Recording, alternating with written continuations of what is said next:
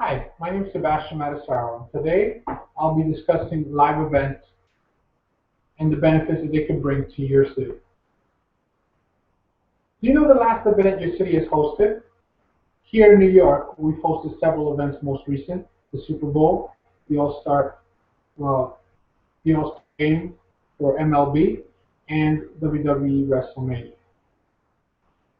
But sporting events are not the only events that your city can host. For example, here in New York, again, we've hosted the Grammys, the New York Fashion Week, the MTV Music Awards, and the Christmas Spectacular Show. And the list is endless here in New York for the type of events that we host. So I ask you again, what was the last big event your city hosted? Think about it. You may even wonder why this is important. Well, I can give you three reasons why. First, exposure. Your city may be small compared to New York and not have a lot of tourism dollars that come in daily. But if you have a festival or a concert or a reason for people to come visit your city, then you would have unexpected revenue coming in. So if you consider the small business owner in your area, if they have people coming to your town for an event, they will spend money on food, on restaurants, uh, for drinks, and also on hotels. So then this will give a chance to those small businesses to stay in business longer. And should your event be successful, then it'll bring in visitors um, to come again. As they say in the tourism world, a happy guest is a returning one. The second one is recognition. Once a city is recognized by the public for a particular thing or a type of an event, the local government will make more of an effort to invest in the infrastructure of that city. Some of the improvements that the government can make to the city is on roads, transportation, airports, and any internal infrastructure. This would benefit everybody in that town, especially if you're in a city that lacks mobility. What I mean by mobility is transportation. So in some smaller cities, transportation is very limited, um, and it runs sporadic, so only a certain amount of time. Now, a large event would change that. And then third, investments. When your city starts to get more promotion, they'll also receive more investment dollars, and they'll see them trickling in more and more. So that will mean bigger corporations will start looking into it and bring more investment money, and which will also bring more jobs, better housing, and will just change the entire infrastructure for the better to include sometimes malls and outlets.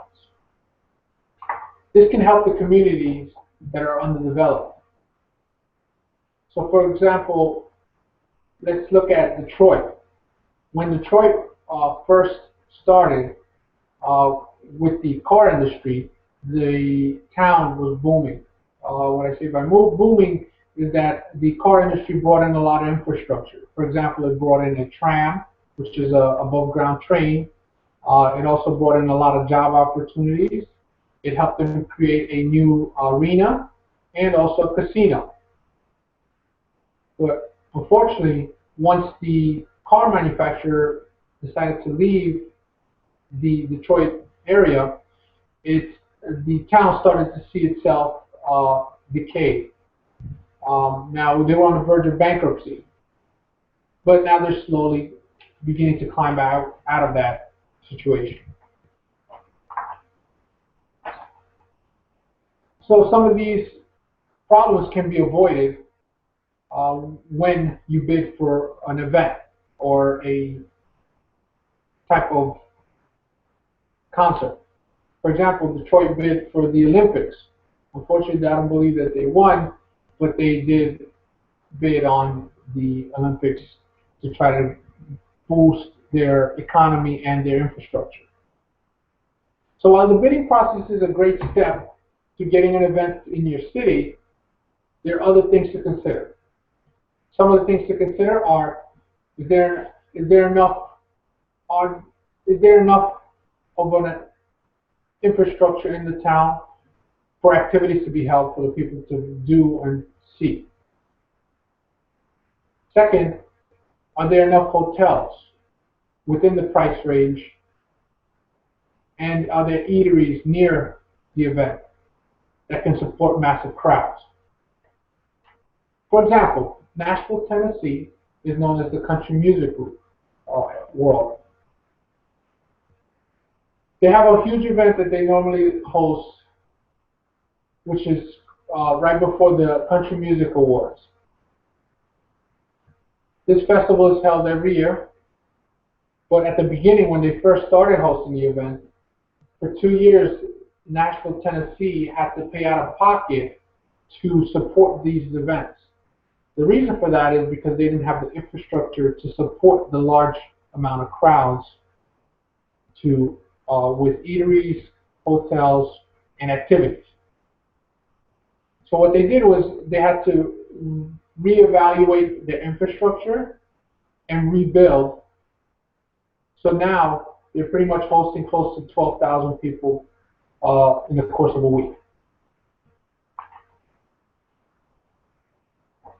A good thing to have as a city is a great marketing plan for your strength.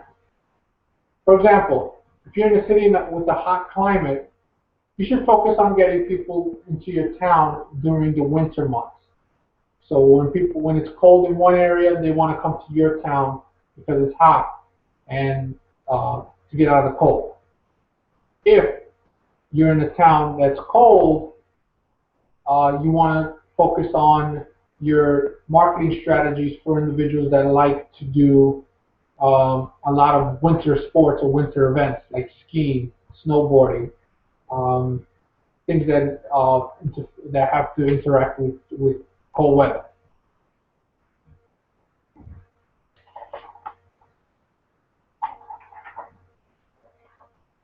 Now, what you also need to consider is the overall cost that would take to host an event. So the bigger the city, the bigger the cost for the event. For example, when New York hosted the Super Bowl this year, we spent close to $14 to $15 million on surveillance for 3 days. And we also spent a lot of money on patrols and snow removal and overtime and equipment and salaries for people that work the event. So if your city does not have the funds to do this kind of event, you want to try to see a way to build that into the budget before hosting the event. So your city also wants to think about the cost and how it affects the people in the surrounding area. So what I mean by that is you don't want to affect the local taxpayers with the burden of paying for the event that you guys are hosting. So taxpayers' money is best used to support education in the town, or helping local hospitals, or helping state programs get funded in your town. So, for example, when we hosted the Super Bowl,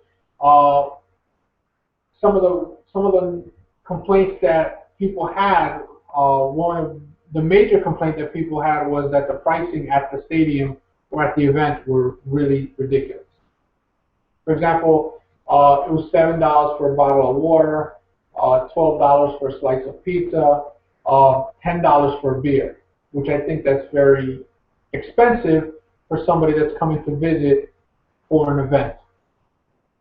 When the ticket prices are already high for them to attend the event, now we're burdening them with the fee of the concessions. So my reasoning for constantly saying your city is in the hopes that you will feel a connection and an importance to what is happening around you. For me, New York City is home. And I never like tourists or visitors to feel lost here. While we are in a huge city, most people get lost pretty easy. So in New York City, you could pretty much walk anywhere, and you can see a lot of different communities and a lot of different diverse areas of different types of foods, different types of culture, different types of flavors, which will be beyond your wildest dreams. This is what I wish you got to experience when you come visit my town.